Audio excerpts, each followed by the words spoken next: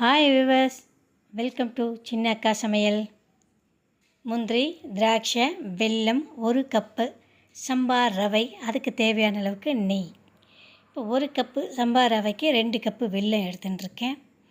அதே போல் 1 கப்பு சம்பா ரவைக்கு 3 கப்பு தண்ணியும் எடுத்துட்டுருக்கேன். ஏன்னா இது நம்ம சம்பா ரவையில் அருமையான ஒரு கேசரி பண்ண போகிறோம். அந்த கேசரி பார்த்திங்கனாக்கா சர்க்கரை இல்லாமல் வெல்லம் வச்சு நம்ம இப்போ பண்ண போகிறோம். இப்போ அந்த வெல்லத்துக்கு அளந்து இப்போ பார்த்திங்கனாக்கா 3 டம்ளர் தண்ணியை ஊற்றிருக்கோம். அதில் வெல்லத்தை போட்டு கொஞ்சமாக லேசாக சூடு பண்ணோம்னாக்கா நமக்கு வெல்லம் சீக்கிரமாக கரைஞ்சிரும்.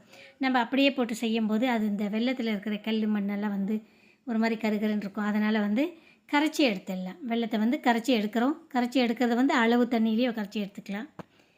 கடாய் காஞ்சதுமே நல்லா நெய் ஊற்றிட்டு எடுத்து வச்சுருக்கிற முந்திரியையும் திராட்சையையும் நல்லா வறுத்து எடுத்து வச்சுக்கலாம். முந்திரி திராட்சையை போட்டு நல்லா வறுத்து எடுத்து வேறு ஒரு பிளேட்டில் வச்சுருங்க.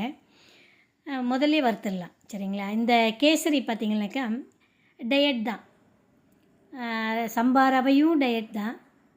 அதே போல் வெல்லமும் நம்ம சர்க்கரை பயன்படுத்தலை. அதனால் சர்க்கரைக்கு உட்பட்டவங்க யாராக இருந்தாலும் இதை நல்லா விரும்பியே சாப்பிட்லாம். ஸ்வீட்டே சாப்பிடக்கூடாதுன்னு சொல்கிறவங்களுக்கு கூட இதை சாப்பிட கொடுக்கலாம். அந்தளவுக்கு சூப்பராகவும் சத்தான உணவாகவும் கூட இது இருக்கும். நல்லா முந்திரியும் திராட்சையும் நல்லா வறுந்துருச்சிங்க. வறுந்ததை எடுத்து வேறு ஒரு பிளேட்டில் எடுத்து தனியாக வச்சுக்கோங்க.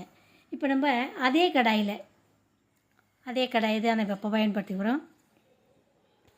அதே கடாயில் நம்ம அளந்து எடுத்து வச்சுருக்கிற வெள்ளை தண்ணி இருக்குது இல்லையா? ஆமாம், அந்த வெல்லம் தண்ணி தேவைப்பட்டால் இன்னும் கொஞ்சம் நெய் இன்னும் கூட கொஞ்சம் ஊற்றிக்கலாம். எனக்கு இது போதுமானது. இப்போது நம்ம அந்த வெல்லம் கரைச்சி எடுத்து வச்சுருக்குறோம் இல்லையா தண்ணி, அதை அப்படியே நம்ம ஃபில்டர் பண்ணிடலாம். வடி போட்டு அந்த தண்ணியை அப்படியே எடுத்து ஊற்றி விட்ருவோம்.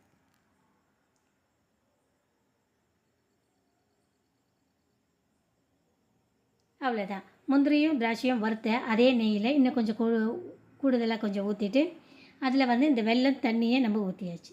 இப்போ நமக்கு இந்த தண்ணி நல்லா கொதிக்கிற வரைக்கும் கொஞ்சம் பொறுமையாகவே இருப்போம். நல்லா கொதிக்கட்டும். நல்லா கொதி வந்ததுக்கப்புறமா நம்ம எடுத்து வச்சுருக்கிற ரவை, அந்த கப்பு அந்த டம்ளர் நான் சொன்னேன் இல்லையா, அந்த டம்ளரில் அந்த டம்ளர் தட்டின மாதிரி இல்லை, டம்ளருக்கும் மேலே இருக்கிற மாதிரி தான் ரவையை எடுத்திருக்கேன்.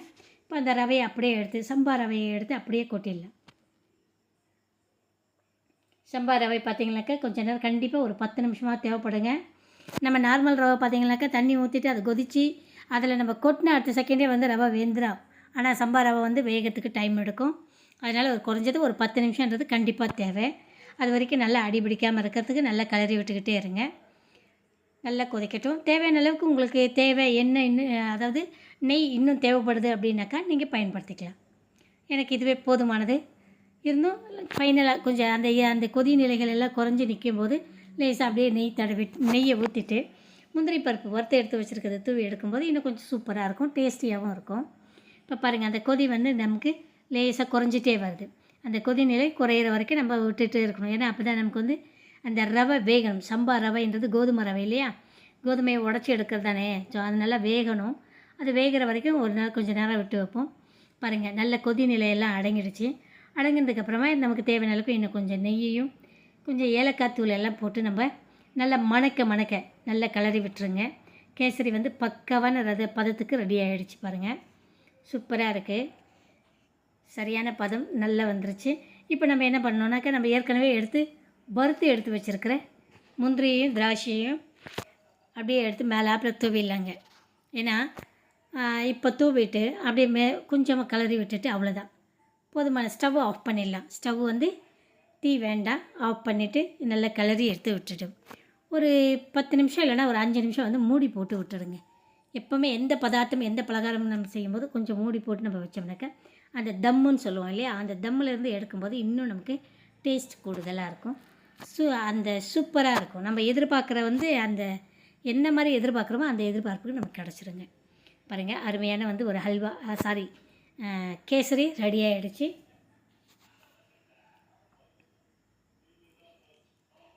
இதை அப்படியே எடுத்து நம்ம ஒரு 10 நிமிஷம் ஒரு 5 நிமிஷம் மூடி போட்டு வச்சிடலாங்க. ஓகே, போதுமானது. இந்த 5 நிமிஷத்துக்கு அப்புறமா எடுத்து வேறு ஒரு பாக்ஸில் மாற்றிக்கலாம். பாக்ஸ் அல்லது பவுல் எதில் வேணாலும் மாற்றி எடுத்து வச்சுக்கோங்க. இப்போ நம்ம பரிமாறத்துக்கு அவ்வளோ சூப்பராக இருக்கும். சாப்பிட்றதுக்கு இன்னும் டேஸ்டியாக இருக்கும். பிள்ளைங்க வந்து கண்டிப்பாக இதை வந்து ரொம்ப ரொம்ப ரொம்ப ரொம்ப விரும்பி சாப்பிடுவாங்க. அதே போல் நம்ம வீட்டில் சர்க்கரைக்கு உட்பட்டவர்கள், அதாவது சர்க்கரை நோயாளிகள்ன்றது வந்து வீட்டுக்கு ஒருத்தர்ன்றது கட்டாயம் இருக்கிற மாதிரி ஆகிப்போச்சு. அப்படி இருக்கிறவங்களும் இதை விரும்பி சாப்பிட்லாம். அந்தளவுக்கு சூப்பராக சுவையாக இருக்குது.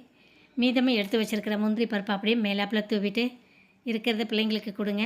கண்டிப்பாக அருமையான சம்பார் ரவையில் வெல்லம் போட்டு செய்யப்பட்ட ஒரு அருமையான ஒரு கேசரி சூப்பராக இருக்குது. கண்டிப்பாக உங்களுக்கும் பிடிக்கும். பிடிச்சிருந்தா ஒரு லைக் கொடுங்க. உங்களோட கருத்துக்களை எனக்கு கமெண்டில் பதிவிடுங்க. சப்ஸ்கிரைப் பண்ண நட்புகள் ஷேர் பண்ணுங்கள். புதுசாக வீடியோவை பார்க்குற நட்புகள் சப்ஸ்கிரைப் பண்ணுங்கள். மறக்காமல் பக்கத்தில் இருக்கிற பெல் பட்டனை அழுத்துங்க. அருமையான சம்பா ரவையில் செய்யப்பட்ட முந்திரி, திராட்சை, ஏலக்காய், நெய்யெல்லாம் போட்டு மணக்க அருமையான ஒரு கேசரி சின்னக்கா சமையலில் செய்திருக்கேன். அவ்வளவு டேஸ்ட்டாக இருக்குது. உங்கள்கிட்ட திரும்ப நான் கேட்குறதெல்லாம் ஒன்றே ஒன்று தாங்க. ஒரு லைக் கொடுங்க. உங்களோட கருத்துக்களை வந்து எனக்கு கமெண்டில் பதிவிடுங்க. கருத்துக்களை தெளிவுபடுத்துங்க. அது நிறை குறைகள் எதுவாக இருந்தாலும் நீங்கள் சொல்லும்போது அதை நான்